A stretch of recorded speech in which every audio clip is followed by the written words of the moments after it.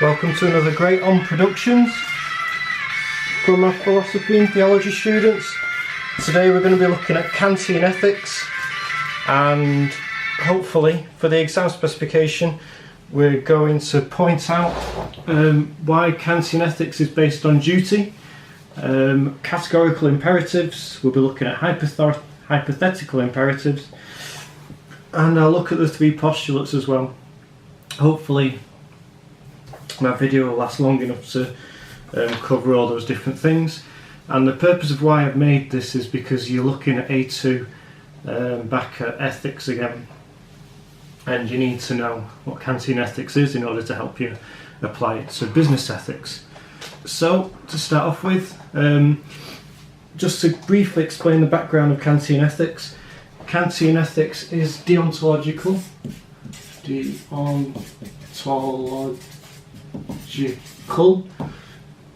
deontological because morality is essentially based on the goodness of the act that's being performed. So it's based on the act and not the consequence of the outcome. So, for example, it's always wrong to murder, or it's always wrong to lie. Also, Kantian ethics is absolutist.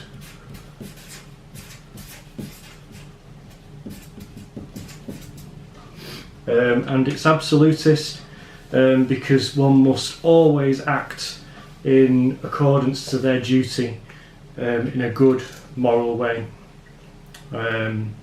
You ought to act in a certain way to perform your duty, otherwise you're not moral. So you can't swap and change and twist turns.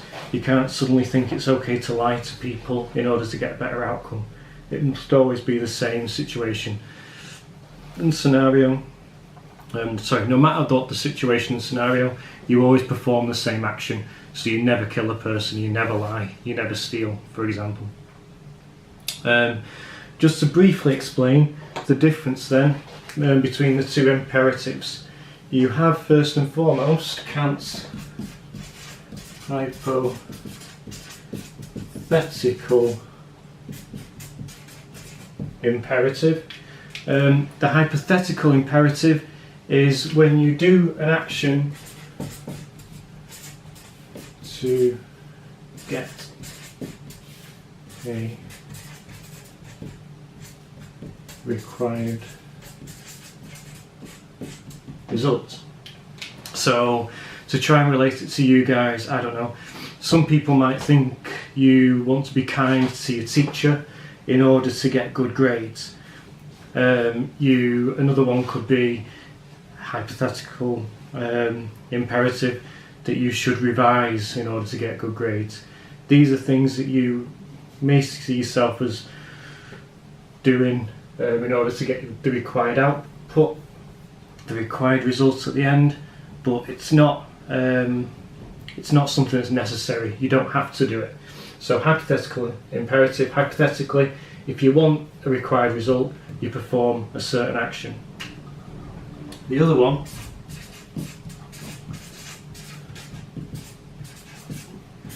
is a categorical imperative.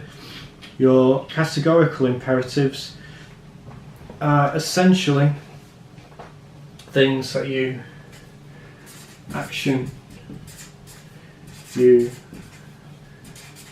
must take to be morally good.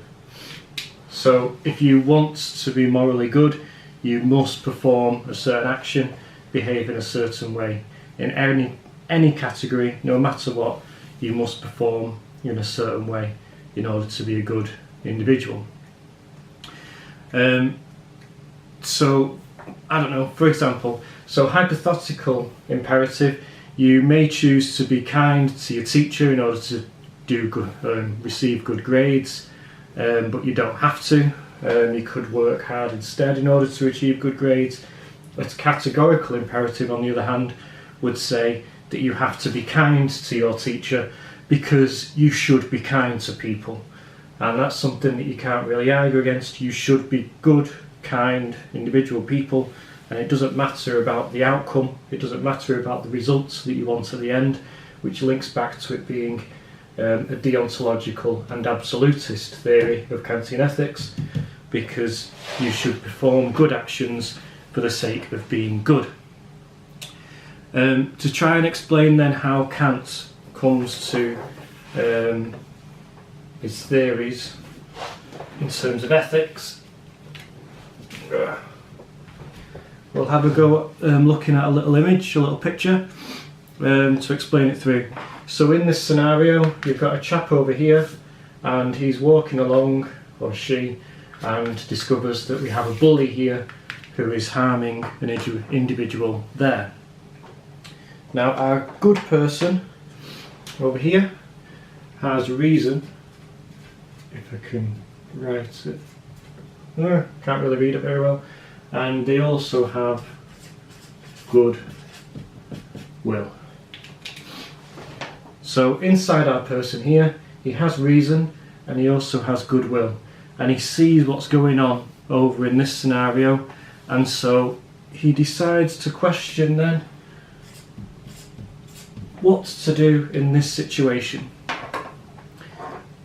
Because our individual has goodwill, they realise that they have a duty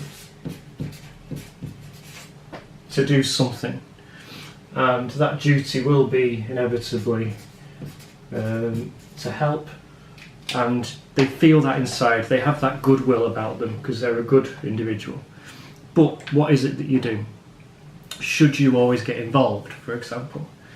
Now, our little individual uses their reason, and up there in the imaginary plane you have what's known as universal absolute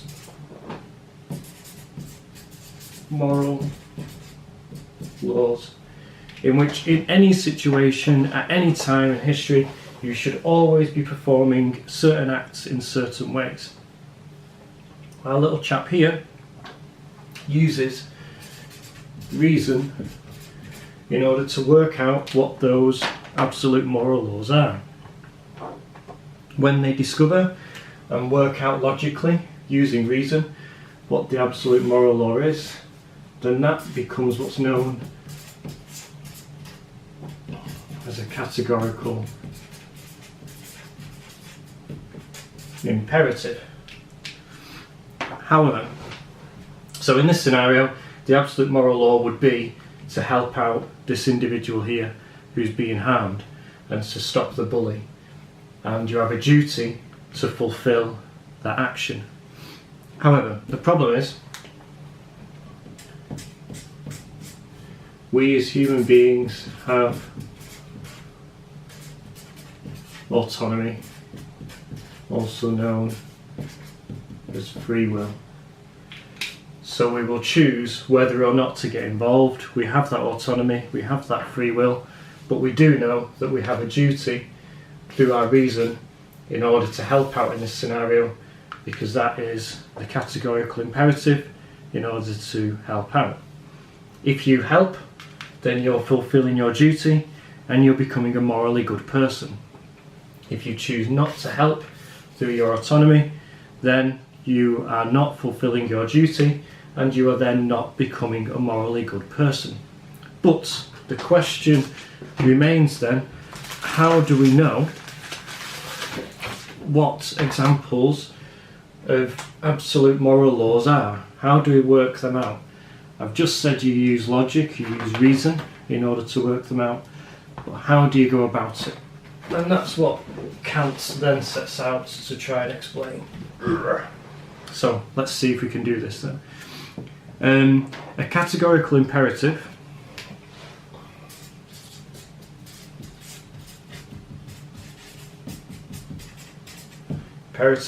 must fulfill three separate criteria. And they're known as formulations. There's three formula in order to work out what a categorical imperative is. So, formula 1 is known as law of nature. First and foremost, you need to distinguish whether or not it is logically possible for every person to help out in these sort of situations and scenarios. So, you must establish a universal maxim. Therefore, in our scenario just before, we have a person here asking the question, should we help out? We've suggested that it's our duty to help in the situation. In order to universalise our maxim, we would therefore say that all people in this situation would want to help out. Would it be logically possible by the laws of nature for all people to help other people if they're in danger, in trouble? And in this scenario, we would say, yes, that is logically possible. So therefore, it is going to establish a categorical imperative. Formula number 2 is what's known as treating people or an individual as an end in itself. I was going to write themselves. So, formula number 2. Would we treat an individual as an end in itself? So that means that a person... let's change colour. A person is not a means to an end. Or you can't just treat people in a way that you want to or you see fit in order to just get a desired outcome. So for example, you can't just be kind to your teacher, as the hypothetical imperative said before, just in the hope to get good grades, because then you're treating me as a person as a means to an end. You're just using me in order to hopefully get good grades. However, what you should be doing is treating me as an end within myself. So therefore, you should be treating me as a good, nice person and being kind to me in order to just simply treat me as in a kind way, as a nice person. That's all you need to do. So you're treating me as an end in myself. You're not using me to try and advantage yourself. And finally, formula number 3 is known as kingdom of ends, which in other words means if we get to a scenario where an individual is not being treated as a means to an end, can we see this as society not treated as a means to an end? So, this is just universalizing it outwards even more. So, it's not just one individual that's treated as a means and end, it's the whole of society. Are we treating everyone in a good, compassionate, loving way, or are we being nasty and horrible, or are we just using them to better ourselves? If, for example, you look at a workforce, and if you treat your workforce badly in order to get an outcome of more profit and production, that would be bad because you're using the society or workforce that are around you as a means to an end in order for you to get more money. And Kant would argue you cannot do that. You must be morally upright and good. So, there are lots of different absolute moral laws that Kant would argue. Things like people should not commit suicide, because if we were to establish that as a universal maxim, we wouldn't want that every person in the world trying to commit suicide. That would be a little bit daft. Another one is whether or not you should steal. If you were to say that therefore everyone was going to steal, then you wouldn't want that to happen. society must, or the individual or society should be treated as a good positive way and not as a means to an end. Kant argued that, he said, famous words, ought implies can. If we ought to act in a particular way, then that means that we can act in that way if we so choose to and if we wish to.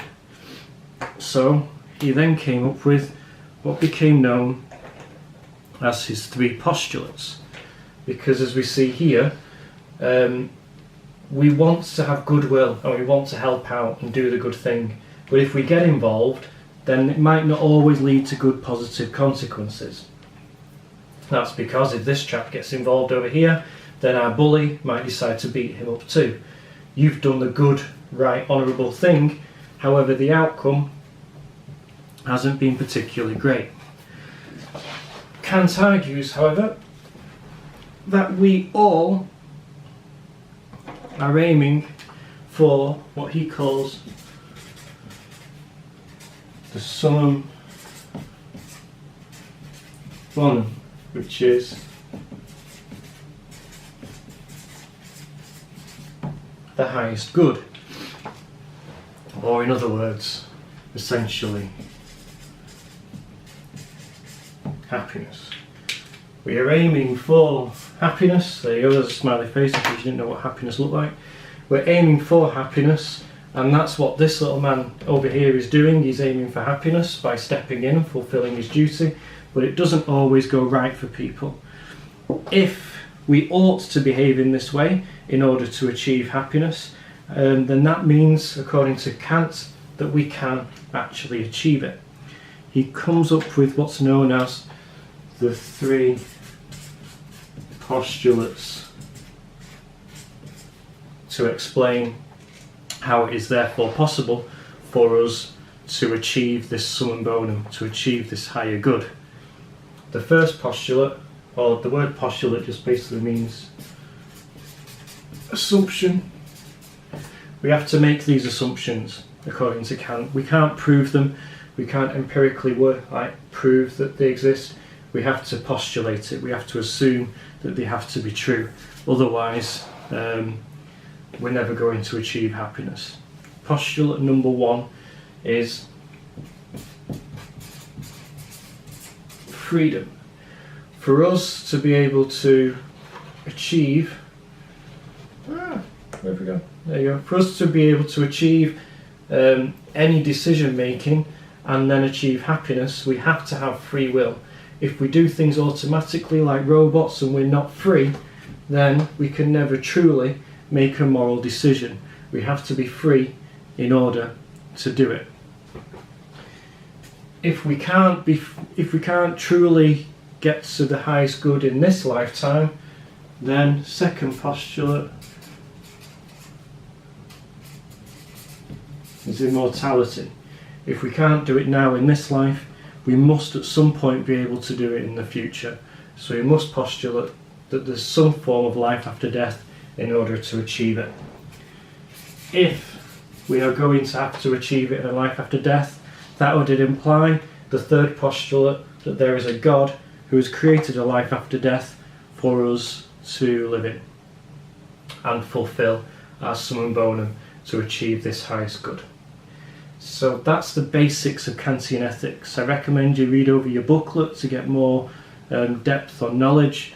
I hope it was a little bit helpful in recapping Kantian ethics, and we're going to be applying it to business ethics over the next couple of weeks. Hope that was helpful. Cheers very much.